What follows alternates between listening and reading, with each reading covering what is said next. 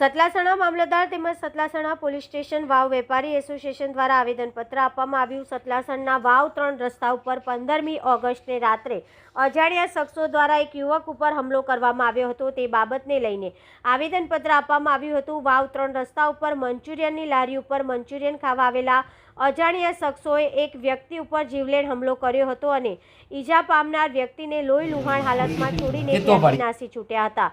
ત્યારબાદ સતલાસણા પોલીસ સ્ટેશનના ફરજ પરના અધિકારીઓ ત્યાં હાજર થઈ ઈજા પામનાર વ્યક્તિને સતલાસણ સિવિલ હોસ્પિટલ ખાતે સારવાર અર્થે ખસેડવામાં આવ્યો હતો। ત્યાંથી ઈજા પામનાર વ્યક્તિને વડનગર સિવિલ ખાતે વધુ સારવાર અર્થે ખસેડવામાં આવ્યો હતો અને ત્યાંથી અમદાવાદ સિવિલ ખાતે ખસેડવામાં આવ્યા હતા। ત્યારે ત્યાંના વેપારી મંડળ તેમજ ઈજા પામનાર વ્યક્તિના પરિવારની માંગ ઉઠી છે કે હજુ સુધી હુમલાખોરોની કેમ અટકાયત કરવામાં નથી આવી, તો હજુ સુધી કેમ કોઈ એક્શન લેવામાં આવ્યું નથી। આ બાબતને લઈને વાવના વેપારી મંડળ તેમજ ઈજા પામનાર વ્યક્તિના પરિવારો સાથે મળીને આજરોજ તારીખ 20 મંગળવારને સાંજે મામલતદારશ્રીને તેમજ સતલાસણ પોલીસ સ્ટેશનમાં આવેદનપત્ર આપી હુમલાખોરોને સજા થાય અને અમને ન્યાય મળે તેવી માંગ ઉઠી છે। Reporter Alpesh Raval, DT news live 24 Mehsana. નામ છે તમારું?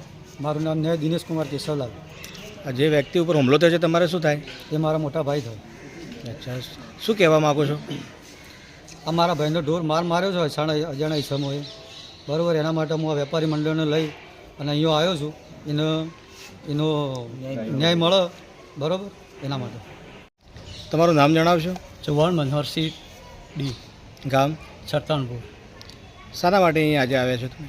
આજે અમે આવ્યા છીએ આ વાવ બસ સ્ટેન્ડ ઉપર માથાકૂટ કરેલી અજાણ્યા સમય, એ બાબતમાં સાહેબનું આવેદનપત્ર અમે આપીએ છીએ। એ સમયની ધરપકડ થાય। હજી ફરિયાદ કરેલી છે પણ એ પોલીસે એરેસ્ટ કર્યા નથી। બાકી તો વાવ બસ સ્ટેશન ઉપર એક પોઈન્ટ આપવામાં અમને આવો, જેથી કરીને વેપારીઓની સલામતી રહે। તમારું નામ જણાવશો? શેનમાં કાંજીભાઈ રણછોડભાઈ। શું બનાવ બન્યો હતો? અમારે તો બનાવ એવો બન્યો કે 9:30 થી 10ના ગાળામાં અજાણ્યા શખ્સોએ મંચુરિયનની લારી ઉપર ખાવા આવેલા એવા ભાઈ આપણા ન્યાય ચેતનકુમાર કેશવલાલ ને બાઇક હટાવવાના કારણથી આગળ લઈ જાય એના બાબતમાં એમને ઢોરમાર મારેલો, માથાના ભાગે 24 થી 25 ટોકા આવેલા।